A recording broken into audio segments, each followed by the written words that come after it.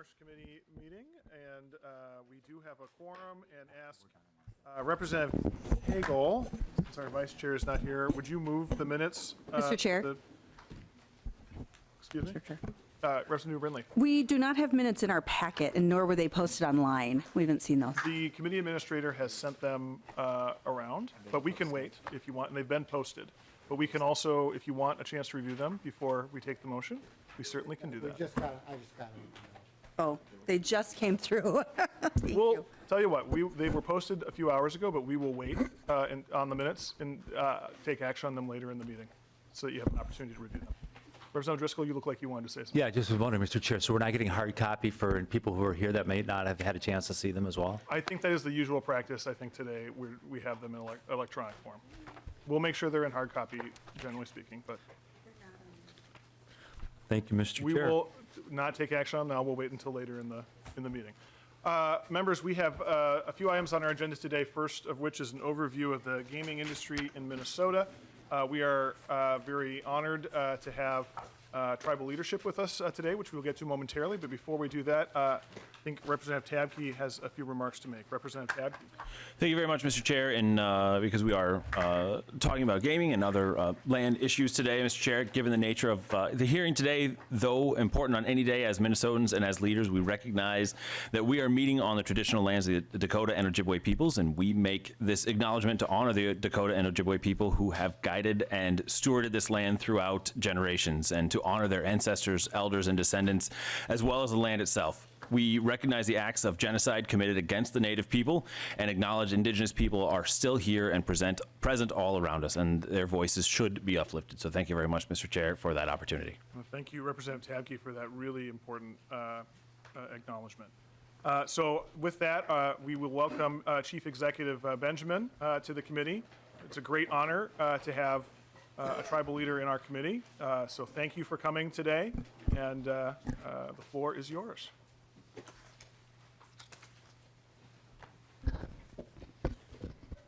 Anin Boujou, Mr. Chairman and members of the committee. My name is Melanie Benjamin, and I am the Chief Executive for the Mille Lacs Band of Ojibwe, one of the 11 sovereign nations located here in the state of Minnesota. Thank you for your invitation to appear today to offer a tribal perspective on gambling in Minnesota. While our next speaker will provide background on the historical and legal basis for Indian gaming, my comments will focus more directly on the impacts of tribal gaming for the Mille Lacs Band of Ojibwe, East Central Minnesota, other tribal communities, and Minnesota's economy as a whole, especially in the rural areas of the state. Tribal gaming provides resources for our tribal nation to address community needs. It also provides many jobs for non-Indians in our region. Over the past 20 years, we have been one of the largest employers in the 2 counties where our casinos are located. It is important to note tribal gaming is government gaming. Tribes do not operate casinos for private profits. Our profits stay right here in Minnesota, where they support tribal government, communities, and members. Tribal gaming proceeds serve as an essential tax base for tribal governments. These revenues allow tribes like the Mille Lacs Band of Ojibwe to be self-sufficient in our efforts to provide education, healthcare, housing, cultural resources, infrastructure, and other vital programs and services to our members. In the case of the Mille Lacs Band, our tribe operates 2 gaming properties, Grand Casino Mille Lacs in Mille Lacs County and Grand Casino Hinckley in Pine County. Pre-pandemic, we employed 3,400 employees in our casinos and then another 800 in our governmental operations. But today, we currently employ approximately 2,200 associates in our casinos and another 800 in our tribal government. We are proud to be a major provider of health insurance and retirement benefits to the people of the region. We also own and operate other businesses, making us, the Mille Lacs Band of Ojibwe, the largest taxpayer in the Pine County and one of the largest taxpayers in Mille Lacs County. Yes, you heard that right. We are taxpayers. Many of our businesses operate on land that is not held in trust by the federal government. So we pay nearly $2 million in property taxes annually on the lands in Mille Lacs, Pine, and Aiken counties. We also share liquor sales, tobacco, motor vehicle, and other taxes collected on the Mille Lacs reservations within the state of Minnesota, which in turn shares them with local governments. Local communities also benefit from our gaming operations in ways that go far beyond job creation. For example, local hospitals have expanded, in part because Grand Casino Mille Lacs provides health insurance benefits to area residents who may not have had insurance before. Local utilities have increased their power output to accommodate the casino's electrical needs, reducing costs for residential ratepayers. Grand Casino Mille Lacs and Grand Casino Hinckley paid approximately $6.6 million for the utilities in 2021. The band has invested in community infrastructure, economic development, and other benefits for the entire region. We are an important economic catalyst throughout East Central Minnesota. In fact, if you look at rural Minnesota, you will see that virtually every tribal casino in a rural community is the largest or among the largest employers in its home county. All across Minnesota, Indian gaming and governmental operations employ thousands of people, pay millions of dollars in insurance and other benefits, purchase hundreds and millions of dollars from Minnesota-based vendors and suppliers, pay millions in property and other taxes, and donate millions of dollars every year to community organizations beyond our reservation boundaries. This is what I call the good neighbor impact. The Mille Lacs Band, like other Minnesota tribes, is proud of what we have accomplished with our government gaming operations and how we have accomplished it. We are successful in large measure because Minnesota consumers have honored us with their trust and confidence. Minnesota residents remain supportive of Indian gaming as the integrity of our gaming operations has earned the trust of our players. This is warranted because we are the most highly regulated of any form of gaming in the state. Minnesota tribal gaming is regulated by 5 different governmental agencies. First, the tribal governments themselves, which have laws in place to establish and regulate gaming on tribal land. Licensed vendors and key employees provide security and surveillance and manage day-to-day gaming operations. Second, the Department of Interior, which must improve all tribal state compacts in order for tribes to offer casino-style gaming and approve any net revenue allocation plans. Third, the National Indian Gaming Commission, which approves key gaming contracts, enforces federal gaming regulations, and enforces civil penalties against tribes for violations of those regulations.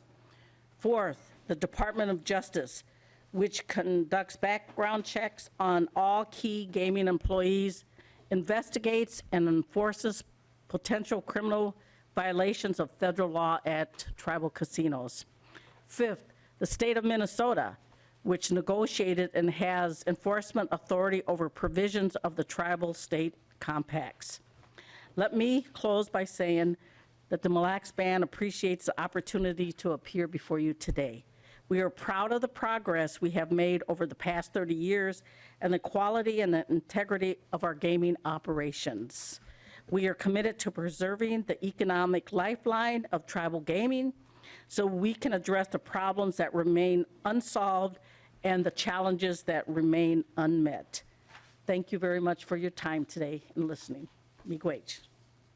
Thank you, Chief Executive Benjamin. As I said, we are really honored to have you in the committee today. Appreciate your time and look forward to working with you and your community as the legislative season progresses. Thank you very much. Our next testifier is Andy Plato with the Minnesota Indian Gaming Association. Mr. Plato. Thank you, Mr. Chairman, members of the Commerce Committee. My name is Andy Plato, and I serve as the Executive Director of the Minnesota Indian Gaming Association, known as MIGA. MIGA is currently made up of 9 of the 11 federally recognized Minnesota tribes who manage gaming operations across the state. Modern tribal gaming started when tribes, exercising their inherent governmental authority, began offering casino-style gaming. The state of California objected and sued. The litigation led to the landmark 1987 U.S. Supreme Court decision, California versus Cabazon.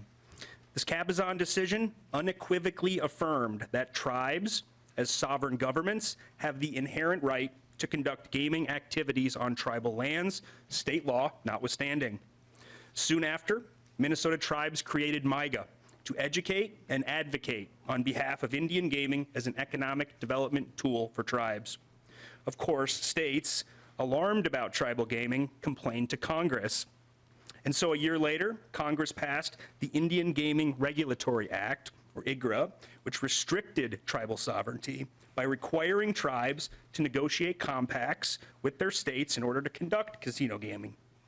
Minnesota tribes quickly responded to the new law, and once tribes agreed not to offer popular casino games such as roulette, craps, and keno, Governor Perpich signed slot machine compacts with all 11 Minnesota tribes. 2 years later, Governor Carlson signed blackjack compacts with those same tribes. From that time forward, MIGA has protected the viability of tribal gaming by opposing expansion of commercial or state-sponsored casino games. The goal was to give tribes the ability to implement tribal gaming as an indispensable economic development tool. Inevitably, commercial gaming interest groups began to pressure the legislature to authorize casino gambling as part of their business. Thus, we saw campaigns to put slot machines in bars, at racetracks, and in casinos at the Mall of America and in downtown Minneapolis. These expansion efforts failed, partly due to tribal opposition, but also because charitable gaming, religious, and problem gambling groups also objected. However, it's important to note, tribes have made certain accommodations over the years at the request of state officials, allowing certain games previously reserved for the tribes. In 2001, MIGA tribes did not oppose efforts to legalize poker and other card games at racetracks. And then again in 2012, when the legislature was searching for ways to fund the Viking Stadium, MIGA responded to 2 requests from then Governor Dayton. First, the Shakopee-Mdewakanton Sioux tribe agreed to subsidize Canterbury Park racing purses and permit tracks to offer non-banked blackjack games. In return, Canterbury withdrew its support for slots at the track, and both sides honored that agreement for the past 10 years. Second, and again at then Governor Dayton's request, and although not all tribes agreed, MIGA withdrew its opposition to electronic pull tabs, which ultimately became the main stadium funding source.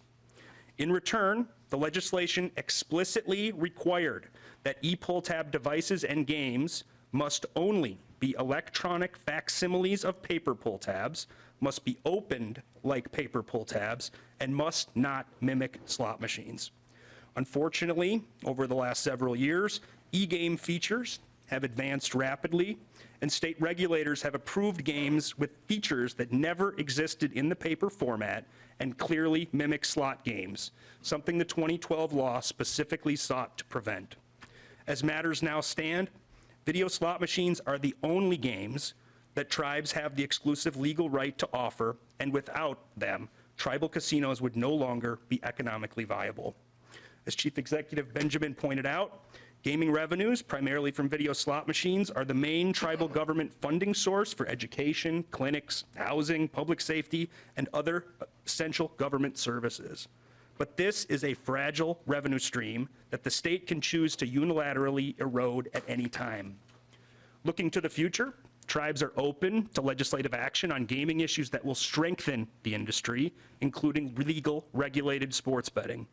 MIGA looks forward to further conversations with the committee on the topic to ensure that any changes in the state's gaming laws support tribal communities and do not threaten critical revenue streams. Please remember, for the last 30 years, in spite of no direct state support, tribal gaming activity has significantly benefited the state's economy while caring for tribal members and providing jobs for thousands of Minnesotans. and around 85% of folks holding those jobs are non-tribal members living in the surrounding communities located mainly in rural Minnesota counties where good paying and consistent jobs with benefits are scarce. All of this is why the MIGA tribes work to keep tribal gaming a strong and effective economic tool for their governments, members, and neighboring communities. Thank you, Mr. Chairman, committee members, for your time, and of course, stand for any questions. Thank you, Mr. Plato. Do members have questions for Mr. Plato? Seeing none, thank you very much. The next testifier we have is a dear friend of mine and mentor, Tim Mahoney of the Gambling Control Board. Welcome back.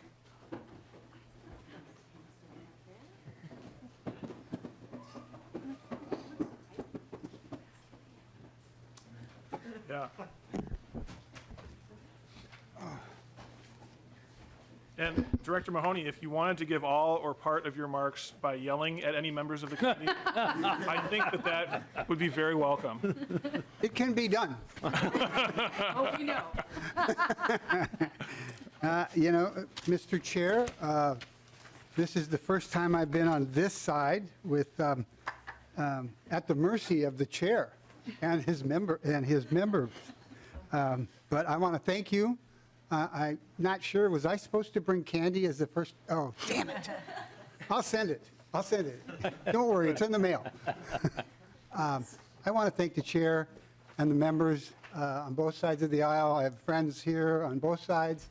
I've had conversations with both sides of this particular committee, and I'm happy to say we didn't end up looking like the last hockey game I was at.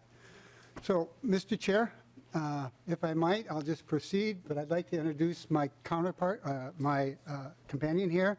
This is the business manager and HR manager at the Gambling Control Board, Laura Wade, and she has some remarks too. So you said I had 5 minutes, but I'm not a politician, so I guess you can just gavel me quiet.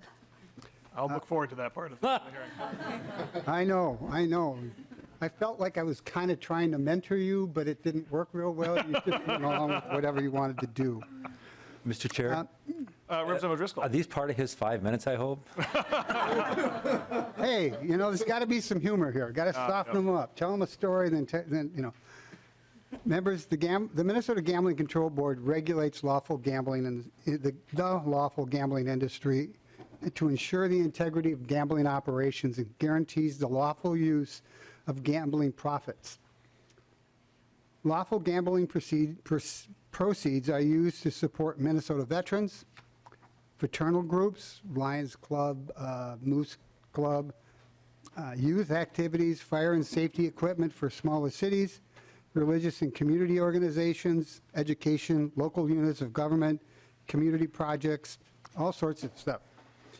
Lawful gambling may be conducted only by IRS or Minnesota registered nonprofits. Full licenses are issued to nonprofits with licensed gambling managers. These organizations may conduct all forms of lawful gambling. Paper and electronic pull tabs, paper and electronic bingo, raffles, paddle wheels, and tip boards throughout the entire year. The board also issues exempt permits to organizations who wish to conduct lawful gambling on a more limited basis. These organizations are not required to have a licensed gambling manager and are subject to much less regulatory scrutiny. I could go on that particular part, but I'll leave that one alone. Probably smart on my part.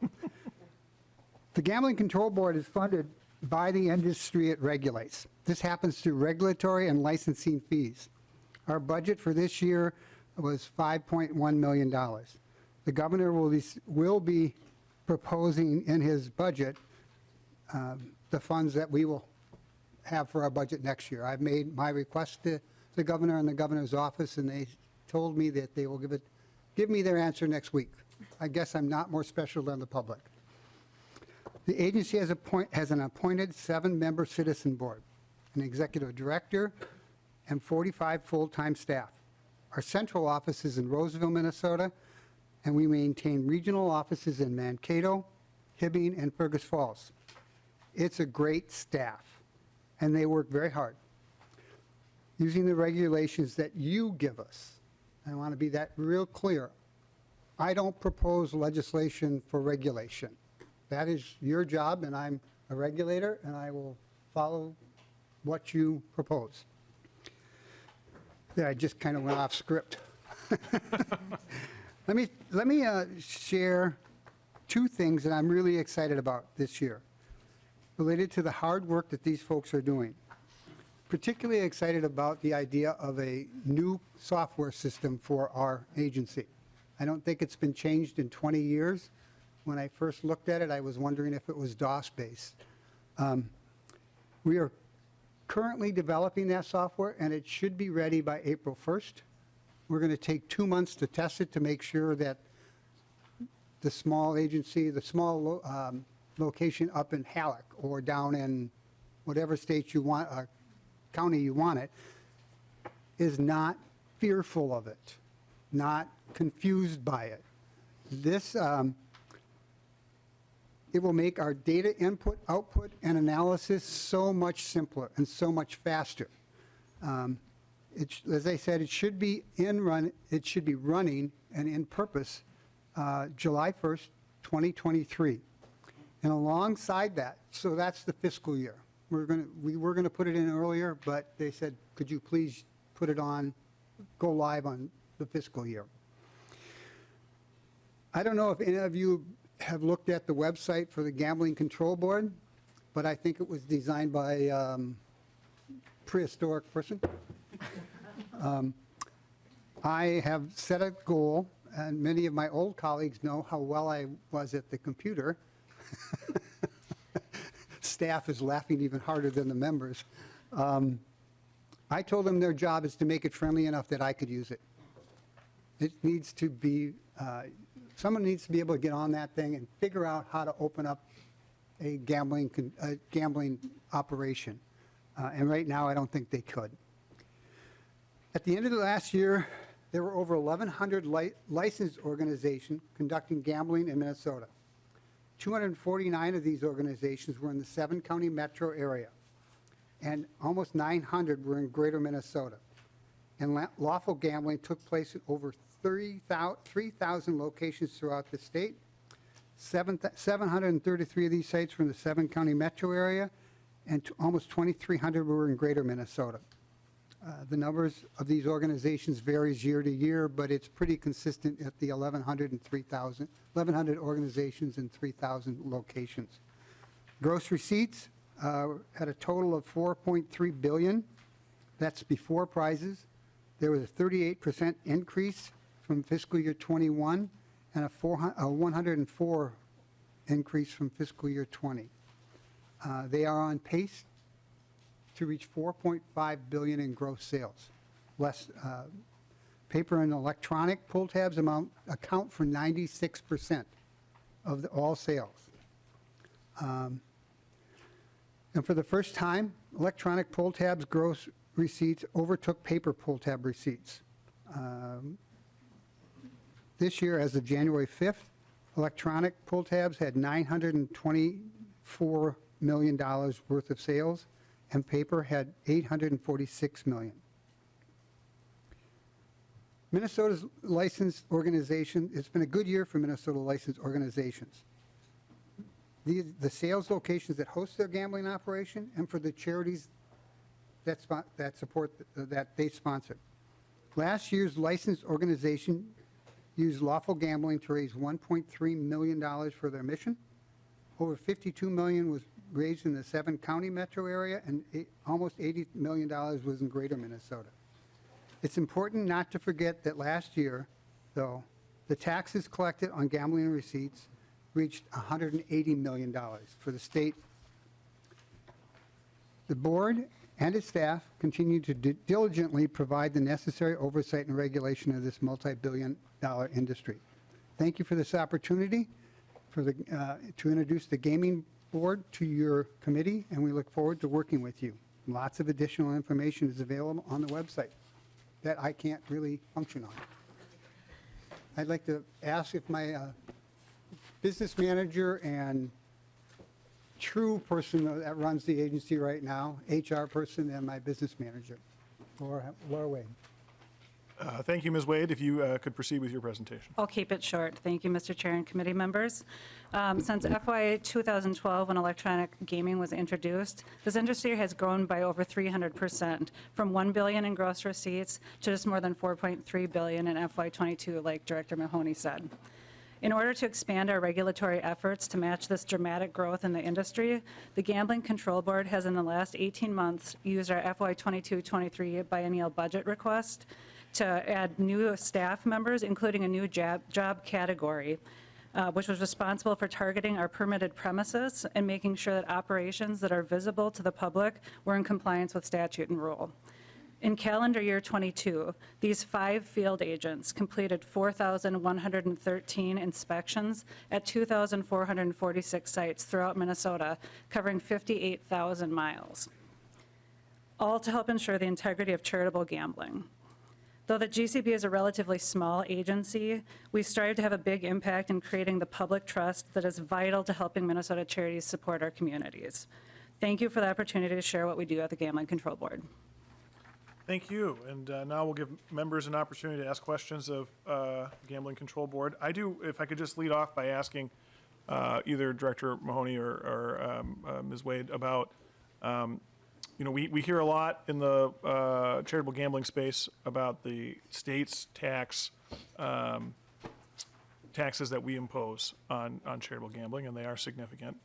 I wonder if you could comment about the ability of local governments to participate in that from a tax perspective or a fee perspective.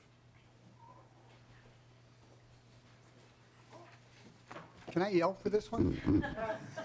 Yeah. Mr. Chair, members, the chair is referring to, in law, cities with gaming operations in their jurisdiction can charge a 3% tax on their profits.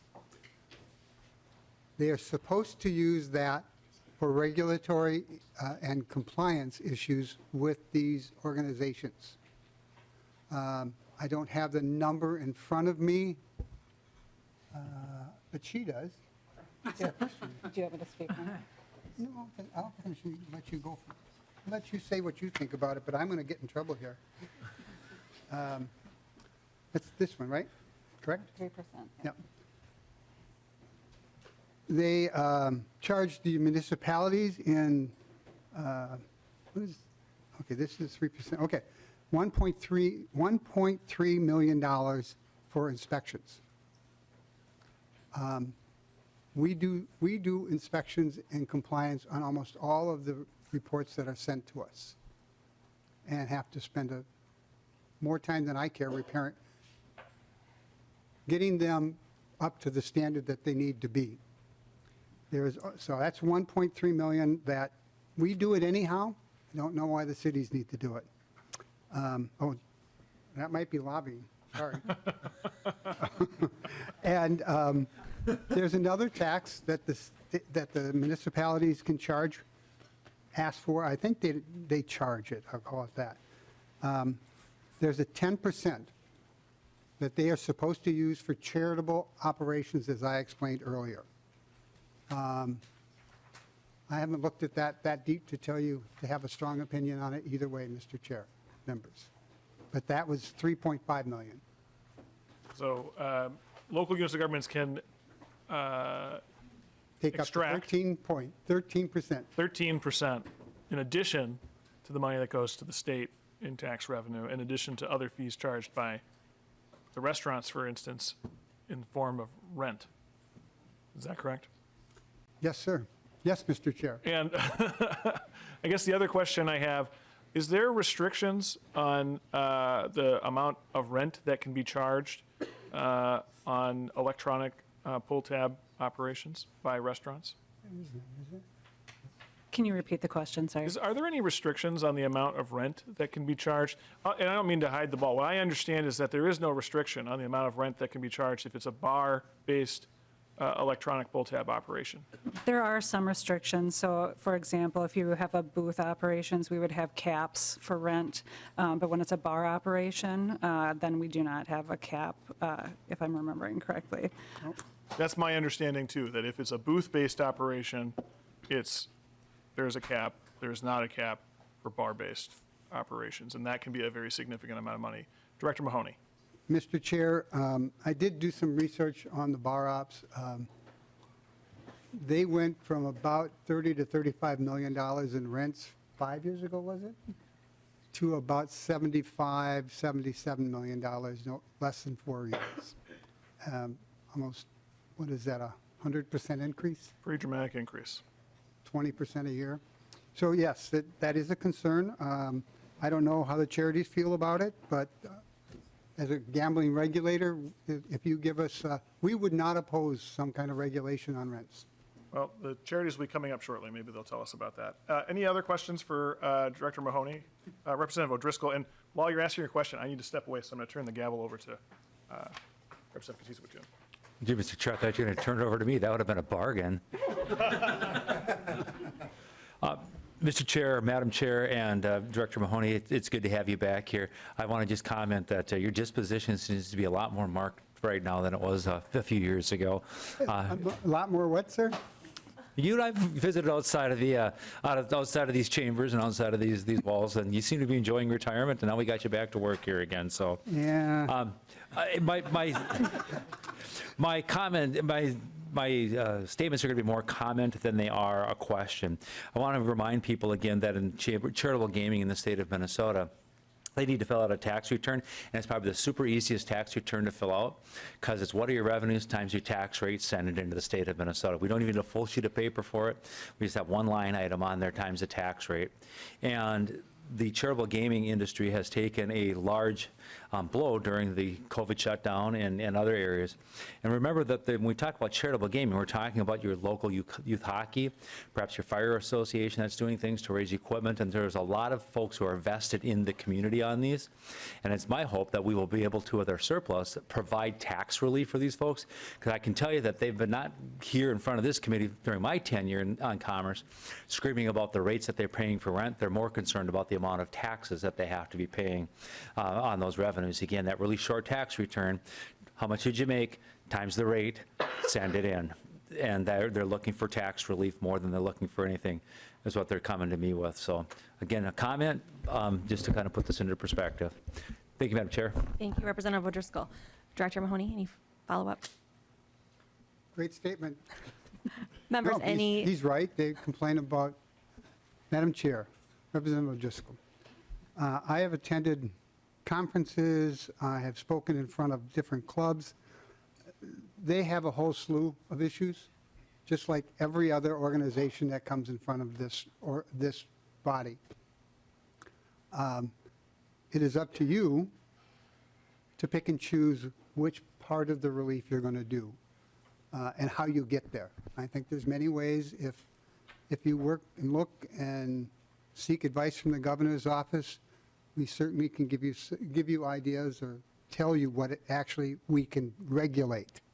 Because we are a regulator, and there are proposals out there that we can't regulate, period. So we'll work with anybody. We get paid to be friends with all. Members, any further question for Director Mahoney? If I may, sorry. Certainly. Madam Chair, just as a point of context, we're talking about the 3% tax and the 10%. The 10% is actually a fund. It is not a tax. So cities or counties can ask for that 10% fund. It's a donation then to a city-administered fund, so it is not a tax. So while we're talking about taxes, I want to just clarify, the 3% is a tax and the 10% is a fund that they may donate up to 10% as required by ordinance. Thank you for that clarification. Thank you for your time. Thank you. All right. And where's the sign-in? Next on the list, we have Kyle Gustafson, Executive Director of the Minnesota Racing Commission. Please introduce yourself for the record and proceed with your testimony.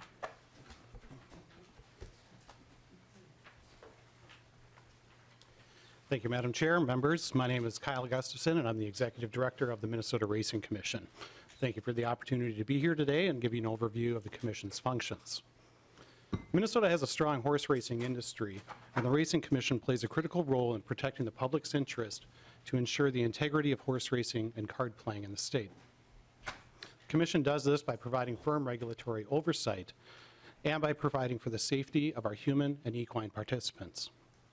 To fulfill its mission, the Racing Commission is engaged in all aspects of horse racing and card playing.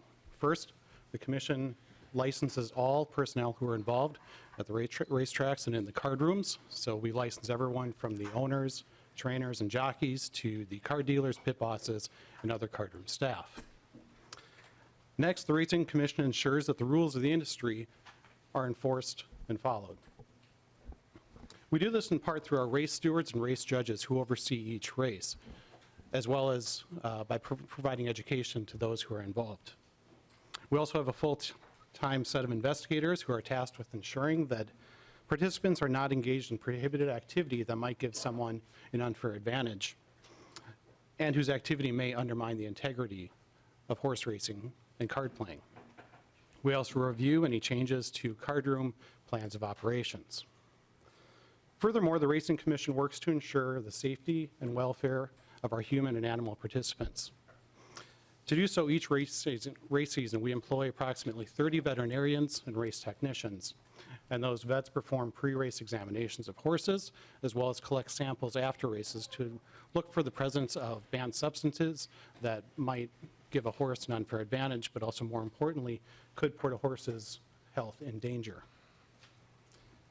Additionally, the Commission works to promote the horse racing and breeding industry in the state. As part of this function, the Commission uses some of the fees that it collects to supplement purses of races. It also distributes over $700,000 in awards from the Minnesota Breeders' Fund to breeding operations in Minnesota. More recently, the Commission has also turned its attention to retired horse racing aftercare, and soon the Commission will be distributing $200,000 in grants to horse race aftercare organizations. In a 2017 study that was commissioned by the Racing Commission, the U of M Extension Service concluded that the horse racing in the state has an over $400 million impact on Minnesota's economy and provides for over 5,000 jobs. Now, much of this is from direct spending of the horse industry, from salaries and whatnot for staff involved, and spending by owners and breeders and training operations, as well as the tracks. But an even more significant impact was felt in non-horse race relating industries, particularly in the agricultural sector and manufacturing sectors in greater Minnesota. I do want to note one of the significant topics amongst participants in the horse racing industry right now is the implementation and impact of the Federal Horse Racing Integrity and Safety Act. This was federal legislation that was passed in one of the COVID relief packages in the end of 2020. And this legislation only impacts thoroughbred racing at this time, so it only impacts the thoroughbred racing that's happening at Canterbury. Now, as I said, this legislation was passed at the end of 2020, but the first set of racing safety-related rules didn't go into effect until this last July.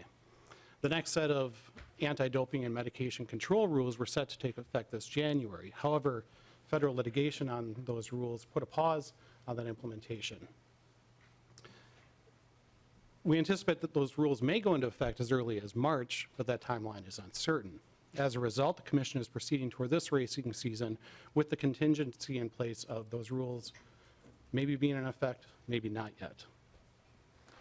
Thankfully, Minnesota is in a good position to incorporate many of the new federal standards and regulations that have been either proposed or already put into effect, as the horse racing industry in Minnesota has long had a strong reputation for integrity and safety. In fact, many of the rules that have been proposed and implemented were modeled after what Minnesota racing has been doing for years. Nevertheless, HISA regulations do carry a significant price tag along with them, and the Commission is currently reviewing its capacity to both fully implement the required rule changes as well as the costs associated with implementation. As this year's racing season approaches, the Racing Commission is committed to maintaining the state's strong reputation for integrity and safety in horse racing and card playing, And if anyone has an interest in coming out and seeing our operations firsthand and getting a better sense of how we operate and what we do, I invite you to do so. Thank you. Thank you, Director Gustafson. Any questions? Seeing none, thank you for joining us today and for your testimony. We appreciate it. Thank you. Next, we have Rachel Jenner, the Executive Director of Allied Charities. Ms. Jenner, if you'd come forward and state your name for the record and proceed to your testimony. Thank you. Thank you, Mr. Chair, members of the committee. My name is Rachel Jenner, and I am the Executive Director of Allied Charities of Minnesota. We represent the licensed charities who conduct lawful gambling in Minnesota. We advocate on their behalf here at the legislature and with their regulatory agencies. We also provide education and resources to help them with their operations and compliance. It is a highly regulated industry, and we have worked closely with the Gambling Control Board to make charities successful and maintain the integrity of our gaming. We really appreciate Director Mahoney, who reached out in his new role and has learned a lot about our industry and our members. Director Mahoney and his team have helped to understand our issues, and working with them helps us to better educate our members. We value their oversight and the relationship between Allied Charities and the Gambling Control Board. A lot of the numbers that I have put together for you are going to be a repeat of what Director Mahoney shared, so bear with me. We have 1,130 licensed charities, and they represent veteran service organizations such as VFWs and American Legions, fraternal and civic organizations, youth sports, and a variety of other charities serving in Minnesota. Last year, as he mentioned, our gross sales were $4.2 billion, which sounds like an amazing number, but keep in mind that our prize percentage is 85%. So after prizes, our revenue was $625 million. Of that, we paid tax of $180 million, which was our largest expense. Our taxes have been an ongoing concern because with the progressive tax rates, each year that our revenues increase, our tax percentage increases. So as he mentioned, in 2022, that was a 50% increase, and it was a 100% increase in the last 2 years in our taxes. As an industry, our average tax rate is now 30%. And for a number of years, we've paid more in taxes than we have available for donations, which is of course concerning to our members, and we're hoping that in 2023 we will achieve tax relief. In 2022, our donations were $131 million, and in local communities, this has a huge impact. I hear from many small town clubs that they are the only ones in their area with the funds available to field all of the charitable requests that they receive. They're paying for extracurricular activities, a furnace for a family that's financially struggling, fire trucks, youth sports, updating playgrounds in their local parks, and grooming snowmobile trails to bring tourism into their small town. There are many VFWs and American Legions throughout Minnesota that are providing a community space that would not exist without the profits of charitable gambling. We have become a vital part of Minnesota. Charitable gambling is made up of a lot of different games, but as Director Mahoney stated, 96% is pull tabs and electronic pull tabs. So while we love a meat raffle and a bingo game in Minnesota, they are not profit centers for our charities. Electronic pull tabs is the fastest growing segment of our market, and for the first time ever in 2023, those revenues have exceeded our paper pull tabs. Paper pull tabs are more profitable for charities, and we make about 3 cents on every dollar wagered with electronics, mainly because of the high licensing fees that we're paying for the games. But with such a small profit margin, to be successful, we need electronic pull tabs along with continued high volume paper sales. Our goal is to allow the charities to maximize their profits in order to fulfill their missions. We're facing inflation, rising costs on all fronts, and a burden of our tax structure that has many organizations worried about their future. The future of charitable gambling must include electronic and paper pull tabs. I think electronics are the future of gambling because we see that everywhere, not just in our industry, but with the lottery and sports betting. I'm very proud of the success our organizations are having and how they are supporting so many causes in our communities. And I also would like to just mention on the local tax front, we do pay the 3% in many cities, and it is stated that they should refund any monies that they collect that are not spent on regulation. Some cities are doing that and some are not. So we've been working closely with the Gambling Control Board to ask those cities to refund the money. Some of them have over $100,000 in their accounts that have been collected and not spent on regulation. So we would like to see that changed.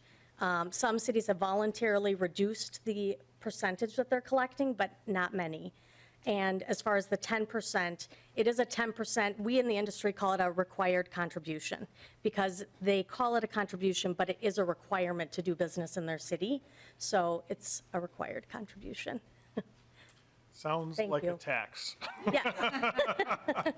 A required contribution sounds like a great, can we adopt, my friend, would you be more in favor of required contributions for income? name, or for tax i- by any other name. If we called the income tax a required contribution, would it make it, no, not working? More Mr. Chair, palatable. Representative Driscoll? dare I say it sounds like pay to play? You said it, not me. So I do have some questions, and I think maybe some other members do as well.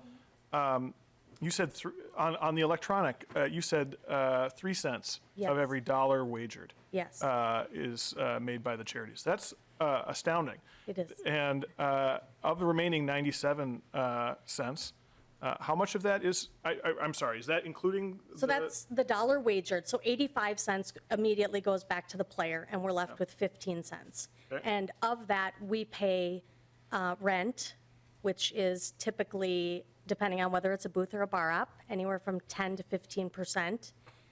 We pay the taxes, which range from 9 to 36% on the gross. And then we have our expenses, just overhead expenses. Well, I think you mentioned in your comments that a significant driver of that was licensing fees for the developers of the games. Right, cost of games is 31% on electronics. 31% on electronics. And is there a comparable number for paper? I believe it's more like 25%. The other question I wanted to ask you, I heard there might be some overlap, I think Director Mahoney alluded to, between the inspection services and licensing regulation that the state is doing versus the local cities. What is your perspective on that overlap and whether it's necessary? I think a lot of cities, the larger cities, tend to be the ones who participate in those fees and the tax for regulation, whether it's helping to offset costs for police to be involved at establishments, or providing just a officer to check in on things occasionally. Overall, I don't feel that it's a required or a necessary regulation to have them as well. As Director Mahoney stated, they're in our establishments. They are hiring more and more staff as the industry grows, and they're making it a part to be making site inspections on a regular basis. I have one other question. I'm sorry to monopolize the question time, but as we talked earlier, there's a cap on rent for a booth operation Right. versus no cap on rent for bar operations. And as I understand it, more and more, the business model is moving to the bar operation, which has the uncapped rent. Can you talk about that phenomena, about movement from booth operations to bar operations? Yeah, there is some concern in our industry that there's not a real clear definition of a bar operation other than that the bar operates the games, and that allows them to make uncapped rent, both with electronics and with paper pull tabs. So we've seen in the last couple of years, more and more bars and larger operations converting to the bar op model because they have the opportunity to make 10 or 15% with no cap. And the cap on a booth is $17.50, and unfortunately, that was set a long time ago. It's not a cap that's tied to inflation or moves, so I think that that's becoming outdated in terms of, how much they can make on a booth operation. So there is definitely incentive right now to convert to a bar op. But we have concerns that, if it's a larger operation, we've now lost the ability to have full control over that operation and maintain the integrity of the operation and the responsibility of our license. Thank you. Representative Cleavorn, did you have a question? No, Representative Katiza-Watun had a question? Thank you, Mr. Chair. And I guess my question is a little bit of a follow-up question to your last question about, you're mentioning that, people, places of business are converting from booth operation to bar operation. Right. Is that as simple as having a liquor license versus not having a liquor license? Or can you talk to me a little bit about what that process is? The only step is to change the lease. So you're in a lease, they're typically, it's a month-to-month lease. All they need to do is sign a new lease stating that this is the way that the operation will be run. These are the forms of gaming that will be run at that establishment, and both parties sign. So that's not a process really in terms of converting. Any follow-up, Representative Katiza-Watun? Thank you, Mr. Chair, and thank you for that explanation. It seems a little strange to me that would be, as simple as just signing a piece of paper and then they can charge unlimited rent to this type of Yeah. process. Thank you. Representative New Brindley. Thank you, Mr. Chair. A more generic question, perhaps for you or nonpartisan staff. Do you know this tax revenue, is this going to the general fund? Yeah, so the tax revenue on electronic pull tabs, as I understand it, and we do have fiscal staff here, but it goes to the stadium reserve account. Yep. This is what's paying. And all of it does? Not all of it. No. Oh, Ms. Eng. Mr. Chair and members, Ashley Eng, I'll have to get back to you on that. And I don't know if House Research has a, Mr. Chair and Representative New Brindley, it's not 100% of the contributions. There was a floor of, I think, 36.9 million that stays in the general fund, and then receipts above that do go into the stadium reserve account. So it's not 100%, but the calculation starts at anything over $36.9 million. Great, thank you. is that, okay, thanks. Representative Liebling. Thanks, Mr. Chair. And, maybe this is an area where I'll need more information kind of offline, but I'm new on this committee. And so I'm just wondering if you can talk to us very briefly about sort of how our system compares to other states. This whole thing that a lot of charitable groups seem to raise their revenue through gambling, and there's a constant stress about how much the taxes are and back and forth. But kind of the underlying thing is that a lot of them seem to be relying on gambling for their revenue. And I just wonder, is that sort of an accurate perception that a lot of them are? And is that sort of common across the country that a lot of charitable groups are raising their revenue that way, if you know? Unfortunately, I don't know in terms of, nationwide if that's a common practice or not. I think a lot of it depends on the charity itself, how they raise funds. There are a number of charities who raise significant funds on their general side in addition to their gambling.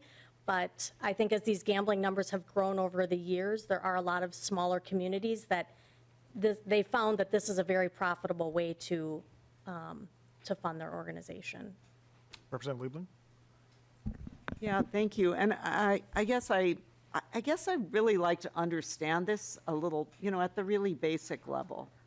I think it would help contextualize some of these discussions about, how much the expenses are and all of that, kind of like, what are we doing here with gambling as the way that we're raising money for all of these causes? And, how is that really working for us as a state? I'm just really like to understand that a little better. Thank you. Okay. I see no further questions, so thank you, Ms. Jenner, for appearing today. Before we move to the overview of the banking industry, I wonder, and I see there's conversation over here, so I don't want to interrupt, but are we okay with going to the minutes now? Are you guys feeling good about the minutes? Okay. Thank you. Representative Cagle, or I'm sorry, Representative Katiza-Watun's here now. Would you move the minutes from the last meeting? I would move the approval of the minutes from January 11th, Mr. Chair. Okay. Representative Katiza-Watun moves approval of the minutes from January 11th, 2023. Any discussion to that motion? Seeing none, all in favor say aye. Aye. Opposed? Motion prevails and the minutes are adopted. We'll now move to an overview of the banking industry in Minnesota. And first we have Joe Witt, President of the Minnesota Bankers Association. Mr. Witt, if you would make your way to the podium and state your name for the record, proceed your testimony.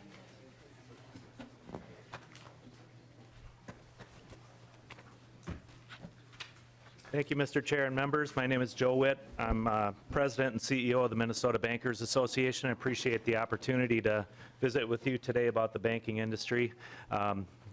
And wanted to tell you a little bit about our organization and then jump into what the Minnesota banking industry looks like. First, there's a lot of different financial services providers out there. We represent just banks, just chartered banks, either from operating here, that operate in the state of Minnesota, either Minnesota chartered or otherwise. I do have a handout. You can follow along if you like.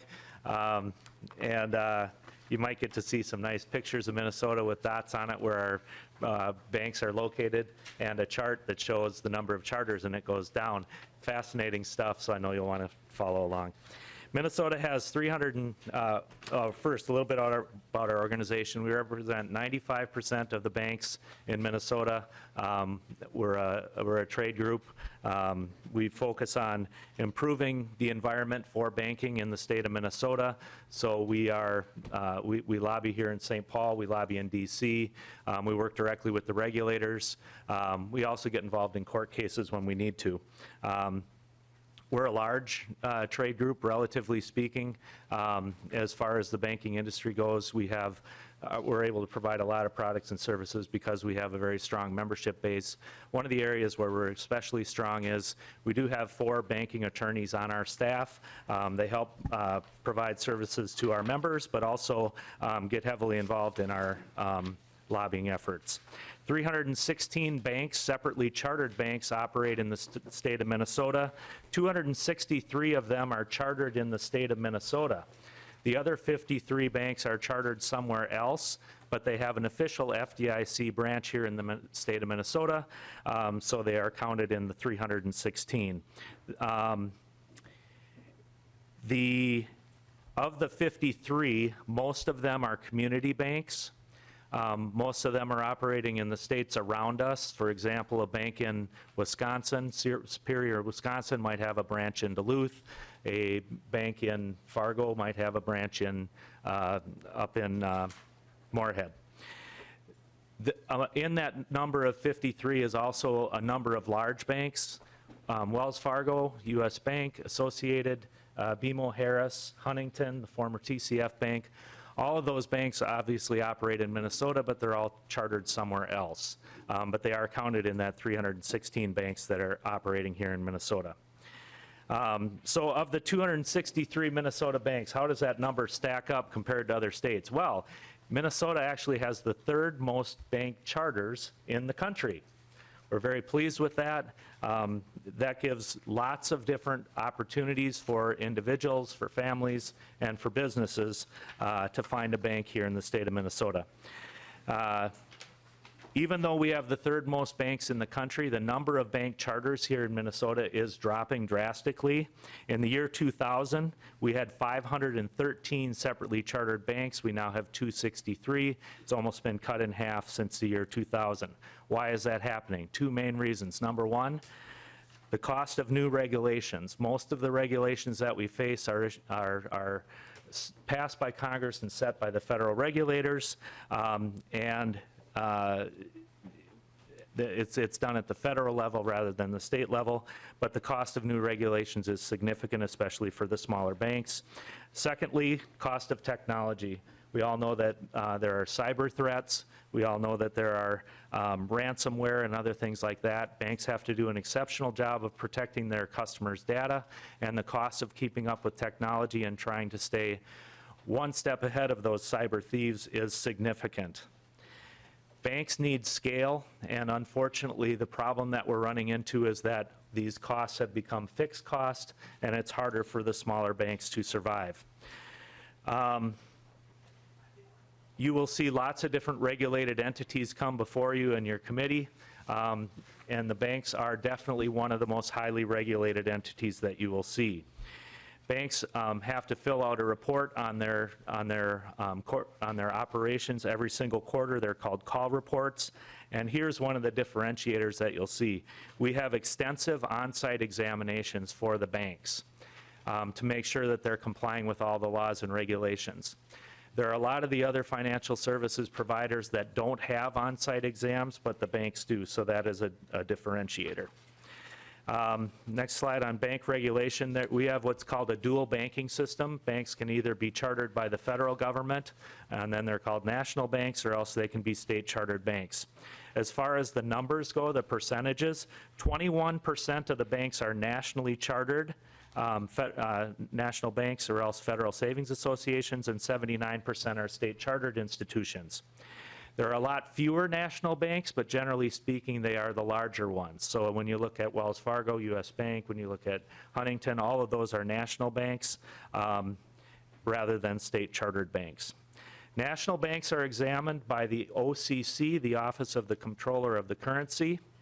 The State Department of Commerce that regulates state chartered banks does not have any authority to look at the national banks. It's exclusively with the OCC. Similarly, the laws that govern their operations, their branching, their rates they can charge on loans, all that stuff is set by federal law rather than state law. As the Commerce Committee of the Minnesota State Legislature, you have the ability to work with the Commerce Department on bank regulation and also to set the rules for the state chartered banks. And when you do set the rules, it is only going to be for the state chartered banks, not for the national banks. State chartered banks will be examined by the Minnesota Department of Commerce and by either the FDIC or the Federal Reserve. They alternate exams. Every 18 months there's an exam, and they do alternate whether your federal or your state regulator comes in to see you. Banks over $10 billion in assets are also examined by the Consumer Financial Protection Bureau when we look at the consumer compliance issues. There's lots of different oversight. There's lots of different acronyms as we look at bank regulations. A couple different types of exams that we've listed out for you. The first one is safety and soundness. Right now, the banks are in a great position financially. They're operating in a safe and sound manner.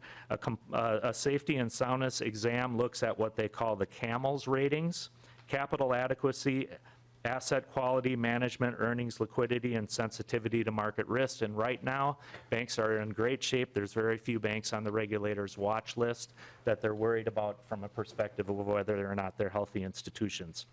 Second type of exams is a consumer compliance exam. Again, the banks are regulated for all the rules that are in place to protect consumers.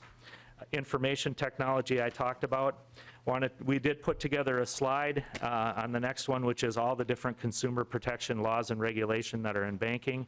This is one of the major areas that has exploded over the last 20 years. There's lots of rules, lots of paper. This is why it takes so long for you to open up an account at a bank. This is why your mortgage packet is this thick. When you look at a mortgage loan, there's only 2 documents that the banks need.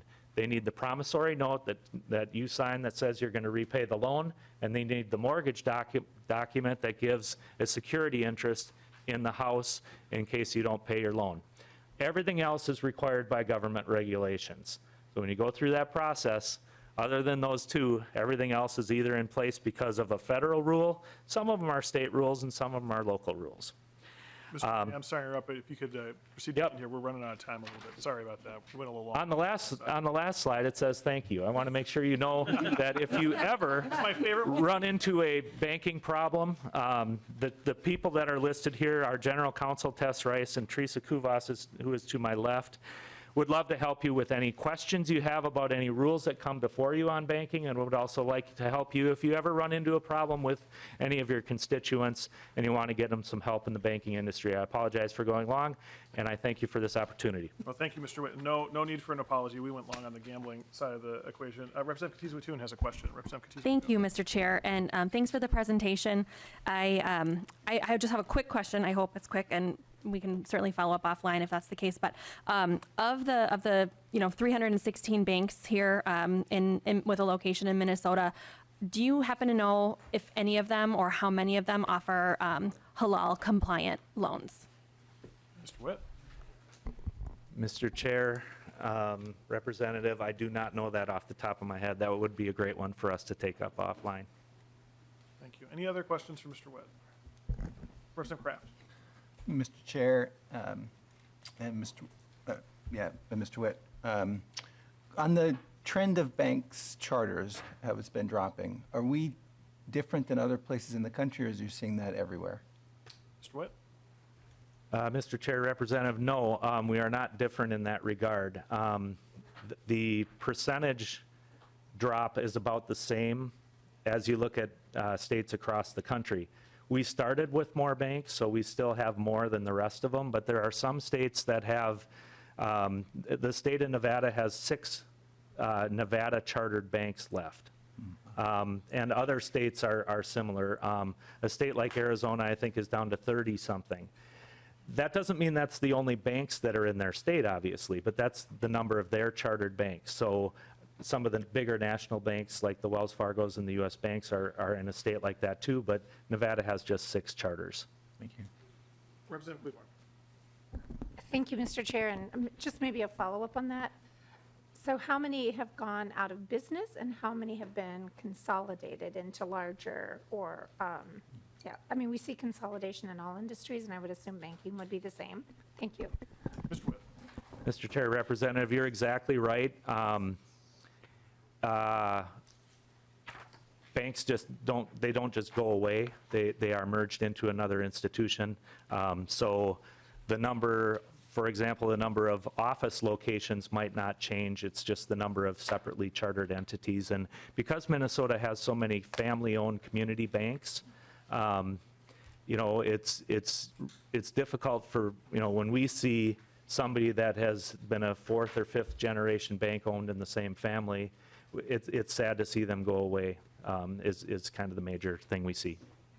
And very briefly, Representative Cleveland. Thank you very much. And then I just want to know if online banking has been impacted by the consolidation as well, or impacted by the drop of banks. Thank you. Mr. Witt, you can briefly answer that question. Mr. Chair, Representative, I would say no. I think the options for receiving banking services have continued to be very strong. So people are still able to get the banking services the way they want them. Thank you, Mr. Witt, for being here today, and Ms. Kuvas, we appreciate it very much. Look forward to working with you throughout this session. Next is Ryan Smith from the Credit Union Network. Mr. Smith, if you want to come forward and give me some technical assistance to setting up your presentation. And we are running a little tight on time. We do have one more presenter after this, and then we will be taking up a bill, although I imagine the bill will go very quickly. Oh. Mr. Chair, I mean, well, we have it in paper document. I mean, I'm fine just with timing. Oh, got it. Okay. Thank you, There we go. Mr. Smith. I did have a high school English teacher that said that in Shakespeare's Hamlet, brevity is the soul of wit. I have to take their word for it, but I'm going to shoot for that today. Mr. Chair, members, it's great to see you all in person. It's been 3 years since I've been here, so in front of you in person. It's the first time I'm actually wearing pants, which is a good feeling, too. Mr. Chair, Mr. Chair, my name is Ryan Smith. I'm here on behalf of the Minnesota Credit Union Network. We're the trade association for credit unions in Minnesota, and we have a presentation for you here today. Just real briefly talking about our industry, and then I'm happy to take any questions, more than likely offline. Just want to remind some of the members, and maybe some of the newer members, what exactly a credit union is. And a credit union is a not-for-profit financial cooperative where the leadership is chosen from the membership, by the membership. Credit unions, because they're nonprofits, don't have that for-profit motive, so we can put those savings back into lower interest rates, lower and fewer fees, and higher yields on savings. Oftentimes I'll get this question, who can belong to a credit union? I often will say nobody can join every credit union, but everybody can join one. Basically, the parameters are you have to live, work, or belong to a membership group that allows you access to a specific credit union. And just, I wanted to throw this slide in here real briefly, just to note that the first credit union in Minnesota was actually chartered in 1925. So in a couple of years, we've got one that's going to be breaking its 100-year anniversary. And that's pretty exciting for us. Just a lot of history in Minnesota of credit unions and how big a part of the communities that they are. Also of note, there are two types of credit unions. There are state charter and federal charter. State charter are primarily regulated by the State Department of Commerce and Chapter 52 in the Minnesota state statutes. Federal charters are governed by the Federal Credit Union Act and are more prominently regulated by the National Credit Union Administration, which also functions much like the FDIC for us in that it offers federal insurance for deposits on accounts. All Minnesota credit unions are statutorily required to have federal insurance and backed by the full faith and credit of the United States government, always important to mention. And like Mr. Witt said, we are a heavily regulated industry, and that's good reason. We want to make sure that we're protecting our members' money. They're risk-focused examinations. We have quarterly call reports, so where we report to the NCUA on basically all the different accounts and business accounts that we do, as well as supervisory committees within the credit unions themselves. Just a quick note on actual Minnesota credit union stats. We are currently at 88 credit unions with just about 400 branches representing about 2.1 million members. Representative Cleavorn's question about consolidation and Representative Liebling's question too. We are also experiencing a lot of consolidation over the last few years. When I started with the network back in 2012, I think the number was 145 credit unions. So we're averaging a number of credit unions every year that are merging into other ones that are not of existence. So we haven't had any fail, or the state of our industry is strong, but we have had a lot of industry consolidation, and for the most part, that tends to be on the smaller credit union size into the larger ones.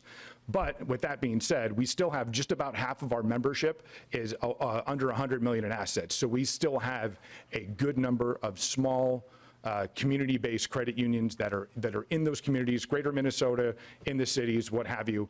For the most part, like I said, about half are 100 million in assets and under.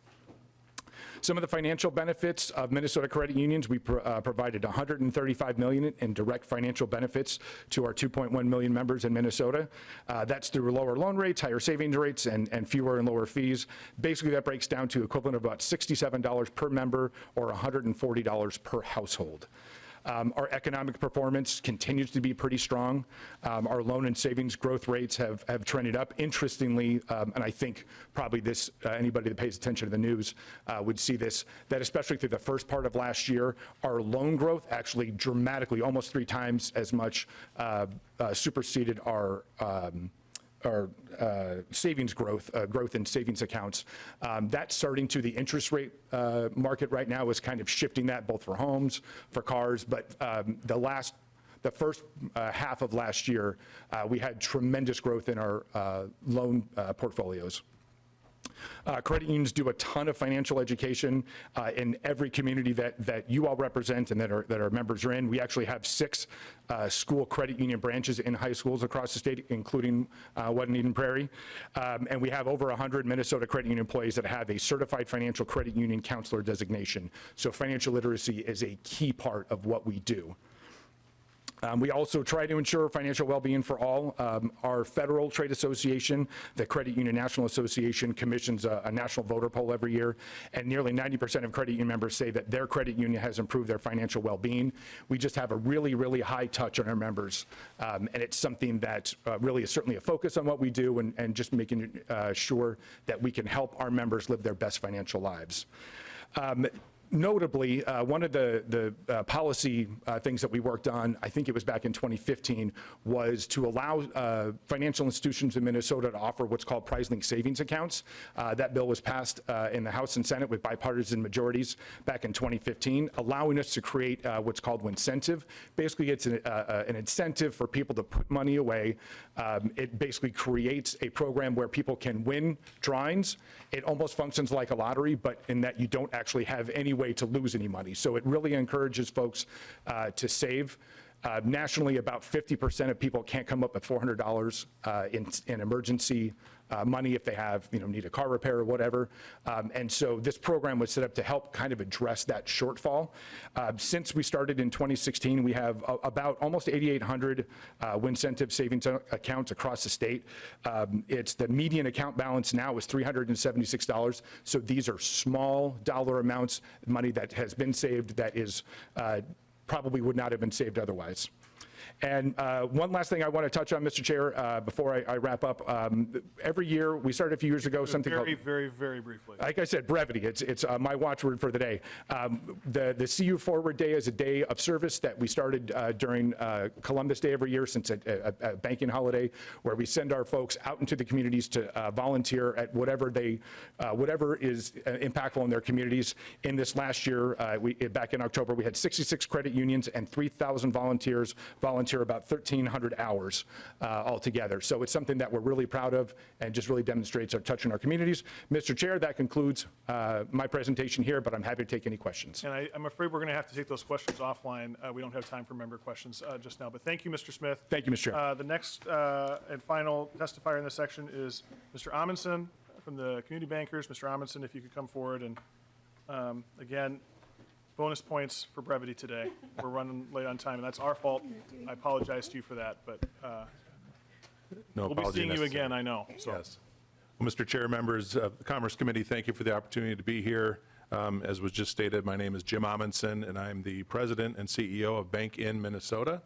When I saw the agenda, gaming and banking, I was going to focus my comments on crypto, but we'll leave that for another day. But I'm proud to represent community banks in the state of Minnesota, and if you leave with two things today, which I will be very brief.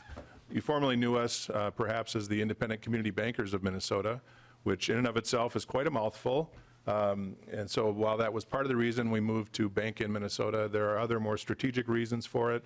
I just want you to walk away knowing that when you see Bank in Minnesota, that you understand that we're still the Community Bank Trade Association in the state of Minnesota, representing only community banks. And we went that way for a number of different reasons, but we're primarily looking to build a platform where we can speak to the public on behalf of our industry and do it with a more recognizable brand and maybe something that's easier to remember. Secondly, in your packet, it might have got posted late, but there's a cute little graphic, maybe even corny. If you spend a little time with that, it'll help you understand the differences, why our industry is important, why we are worthy of preservation and protection. And that relates to the fact that in all of these communities, there's 250 plus community banks in the state of Minnesota. The impact and the relationship that individuals in those communities, the community banks, and the businesses and family farms have in supporting one another, creating jobs, creating opportunities, creating quality of life, that each one depends on the other, and it's unique to this industry. It's unique across the country and certainly unique in Minnesota. So I'd like you to just take those two things away and then offer myself as a contact at any point. My contact information is in the packet. We also work with Goff Public, Elizabeth Emerson and her team. They're here day to day at the Capitol, but so you'll see them more than me, but I'm available at any time. So I know we don't have time for questions, but please reach out if there are any, and thank you for the opportunity. Thank you, Mr. Amundsen, and again, I apologize for the brevity today. We just ran a little over on other things. We're moved to the next item on our agenda, which is House File 94. I'll welcome Chair Noor to the committee. I will move House File 94 be recommended to be placed on the general register. And Representative Noor, I note you have an author's amendment, the A1 amendment. I will move the A1 amendment. And Representative Noor, do you want to describe the A1? Good afternoon, Mr. Chair and members. A1 amendment simply changes the limit so that it conforms with the bill itself. So this is removing the 1 million limit, and we will be increasing it to 10 million as per the federal regulations that have changed. Discussion to the A1 amendment. Representative O'Driscoll. Mr. Chair, just a procedural. I don't know what committee was this being referred to. I don't think we did that part. I think we just went right to the amendment. No, Representative O'Driscoll, I move that it be placed on the general register. I'm sorry. Any further discussion? Seeing no discussion, all in favor of the A1 amendment say aye. Aye. Opposed? The motion prevails and the A1 amendment is adopted. Representative Noor, if you could describe your bill. Thank you, Mr. Chair and members. As the bill as amended, Mr. Chair and members, this creates an opportunity for small businesses who are going to be using securities under the state regulations to be able to raise capital through equity and to be able to get the resource that they need. This is more about providing them capital in a time whereby the banks may not offer them, other places may not exist. So this helps people beyond the accredited investors, and it's an exemption under the federal regulations. Mr. Chair and members, this is a simple bill that creates more opportunity for small businesses. And I'll ask for your support, and we're changing the limit right now based on the federal rules that have changed to 10 million instead of the 1 million, as you can see in the Minnesota rules, but 2876/30/21. Thank you, Representative Noor. I see that Representative Driscoll has a question, but we do have a testifier before that, so we will get to you, Representative Driscoll. And the testifier is Mr. Kelly from the Commerce Department. Mr. Kelly.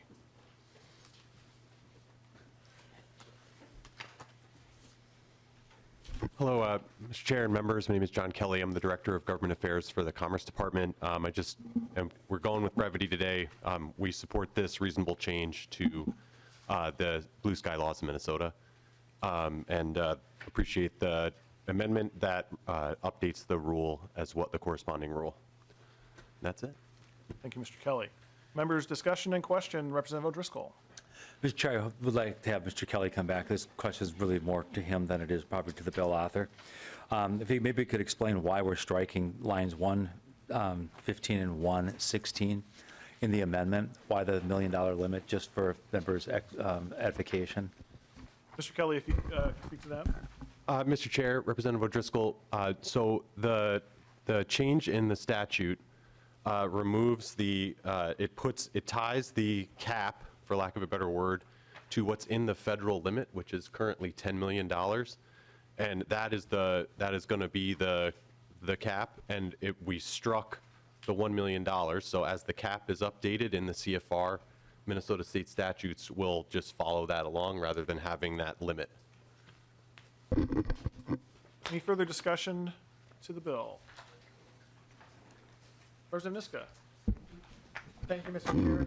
Just to maybe take that one step further, this prevents us from having to do future work in the future when the feds change it, right? Mr. Kelly. Mr. Chair, Representative Niska, that's correct. Any further discussion to the bill? Seeing none, Representative Noor, I'll give you the final word. Thank you, Mr. Chair. As you've had, this is just conforming with the federal regulations that have changed. In fact, it changed from 1 million to 5 million. We didn't update our systems, and now it's from 5 million to 10 million. Which quite frankly helps people who are not accredited. For those who know about it, you have to have a 200,000 or have a million asset and so many other conditions that people cannot participate in the securities. So this is an option for those small businesses to be able to create more opportunity, including taking advantage of the angel tax credit and also the SSBCI, which is a federal program that people can combine, especially for those who are seeking venture capital. This is more of a startup and provides a better opportunity for so many small businesses. I'll ask for your support. Thank you, Mr. Chair and members. Thank you, Chair Noor. With no further discussion, I will renew my motion that House File 94 as amended to be recommended to be placed on the general register. All those in favor, please say aye. Aye. Opposed? The motion prevails, and House File 94 as amended is recommended to be placed on the general register.